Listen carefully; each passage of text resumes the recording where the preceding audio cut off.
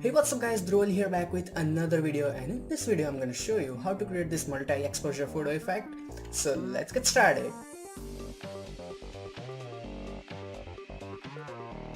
So as you guys can see, I'm going to use all of these images for my tutorial, and if you want to use any of these images, they are from devantart.com and the download link is in description. They are free, so feel free to use them. Now onto the tutorial. So the final output looks really crazy, but as you guys can see, this is just a bunch of masking and blending options. So first of all, let's go to file and create a new document. Now my size is 2800 by 1700 and these are kind of a random number, so you can use different ones if you want. So hit OK.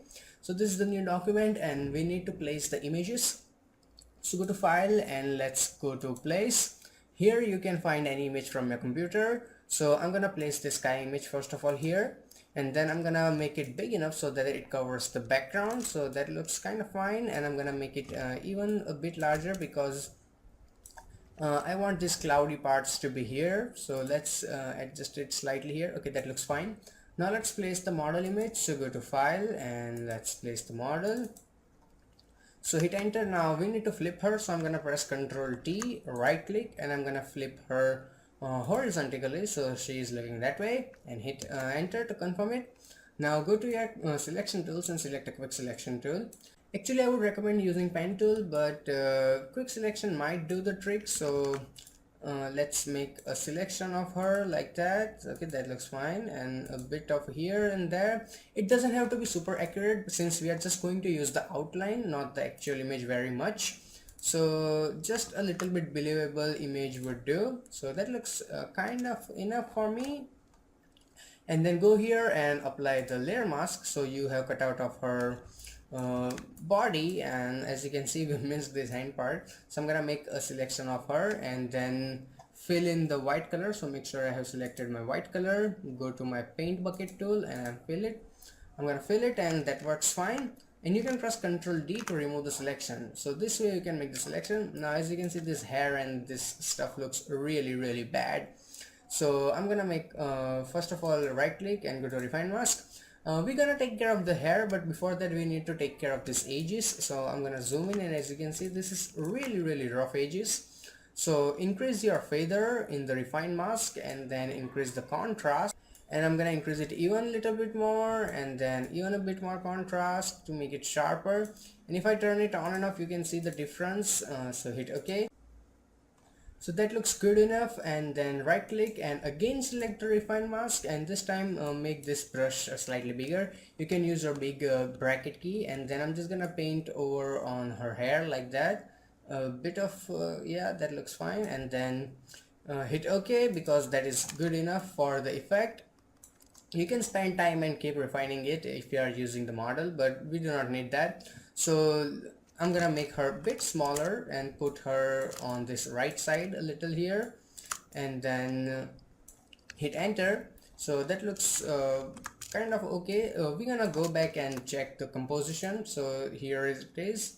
So a bit gap is from here, and okay, that looks great. So I'm gonna rotate her even a little bit so she's kind of straight, and make her bigger. Okay, that looks great.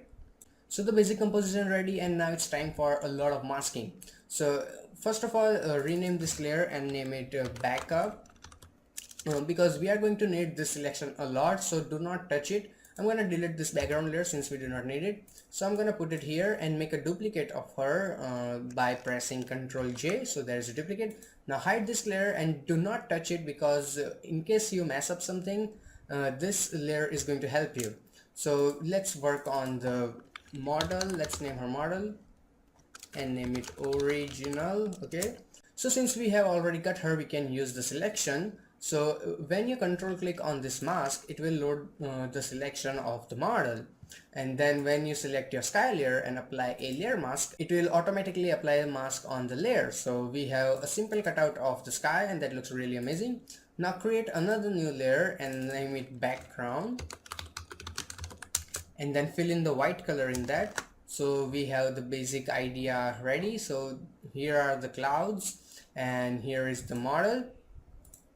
Now we need to place another image. So go to file and place. That's why I said multiple exposure because we are going to use more than one image. So I'm gonna make it bigger like that, and you can also decrease the opacity to see what kind of like adjustment you are going to use, or actually your composition of the adjustments. So that looks fine to me, and so adjust it a little bit here and there until the composition looks fine to you, and that looks okay to me. So fill in the opacity again, and now again control click on this model layer and then apply a layer mask, so you already have the cutout. So the basic idea is ready, and now we need to erase some of this part from here because that is really hard edge. So I'm gonna grab my brush tool, make sure I have black color, and then I'm gonna select my layer mask, make sure that, and then I'm gonna erase it slightly from here and then make it even bigger so we have better smooth edges. So basic idea is ready, and now we need to duplicate this original model layer, duplicate that one, and then put it on top of everything, and then change the blending mode to lighten. So where is it? Here. So as you can see, the basic composition is looking really nice. And about that sky, as you can see, so double click on this mask and then decrease the density a little bit so we can see the background slightly. So whenever you do this thing, it will reveal kind of a portion of the mask. So as you can see, it's not black and white anymore, it's kind of a gray, so you can see a little bit of background. And as I said, this is gonna use a lot of masking, so I hope you are familiar with that since you're watching double exposure tutorial, I guess. So I'm gonna double click on it and also decrease the density even a bit more, and then let's turn it on. And I'm just doing alt click on my mask so you can see it. And now make sure your opacity is maybe, let's say, 20 or 15%, and color is white. And then again paint on this some areas like that and something like this. And if you have this kind of problems, this is mainly because of the selection. If you haven't done it properly, you can have this type of issues. So if you have this type of problem, I would recommend use a pen tool, make a selection of it and get rid of it. Otherwise in quick selection you will not get really good results. So, or try using different image that would be even better. So this looks kind of a fine. And about, as you can see, that here we have that sort of fading. So you have, all you have to do is just select a sky layer and make the opacity now maybe, let's say, 70 or maybe 60% looks fine. Make the brush bigger and then paint in this certain areas like that. And now select your this layer which has these stones and stuff, and in that mask paint with black color, so you are basically erasing some stuff from there. So you have this blending of these clouds coming from her neck, I'd say. So let's go and paint even more so we have better transition, and you can change it anytime you want since it's just a layer mask. So I'm gonna paint a bit more here too, so that looks fine. And then let's see what else we have. So let's go back, and I do not promise the same output. As you can see, this is a bit different because it's an abstract thing, and this thing took like 3 or 4 hours to get the composition perfect. So try to understand, that would be amazing. And then let's see what else we have. The curves layer. So this curves layer is particularly so that we can create a contrast between the subject and the background. So I'm going to create a new curves adjustment layers. I'm going to increase the highlights a lot, and then I'm going to decrease the shadows. So basically I'm going to create an S, and and then we will have a lot of contrast. And as you can see, this problem with selection, so yeah, try using a pen tool. I'm telling it like 1,000 times, must be getting annoying. So that looks okay. Now another sky layer, and this is just a simple trick. Duplicate this sky layer like that and put it on top of everything. Now again load the selection of that girl from the original model layer, select your mask, press Ctrl Shift I, so it will invert the selection, and then fill in the black color. So, and also double click and make the density 100%. So we just have a regular mask, and if I show you, it looks something like this. Okay, and now change this blending mode to lighten, and then decrease the opacity a little so you can blend it properly. And if you're wondering how do I get this idea, like why this layer on lighten only and why this sky layer on top, so it's just a simple experiment. Try using different layers, put some other things on top and some other things on bottom, just play with it and you will have even better output than me, I promise. Then again a black and white layer, so let's go back and create a new black and white layer. Where is it? And then once you have a black and white layer, decrease the opacity so we can see a little bit of colors, not a lot of. And also this black and white layer will help you to get rid of this reddish color which you have because of high contrast. So now it looks much neutral and better. So that looks great, and let's go back and see what else we have. So now we have this fire image. So this is a really simple one. All you have to do is just go to file and place an image, and here is this fire, and I'm gonna rotate it something like that, hit enter. Now to get rid of this let's say black color, I know you can simply put it on screen blend mode, but that just doesn't give me the actual output that I need. If this looks kind of fine to you, use it, but for me, nah, it didn't work. So double click or put it on the middle like this, and double click on this one. Come on. Okay, and then here you have this blend if options. So I'm gonna blend it a bit, and make sure that you have it on gray, and then I'm gonna alt click and drag it a little bit from here too.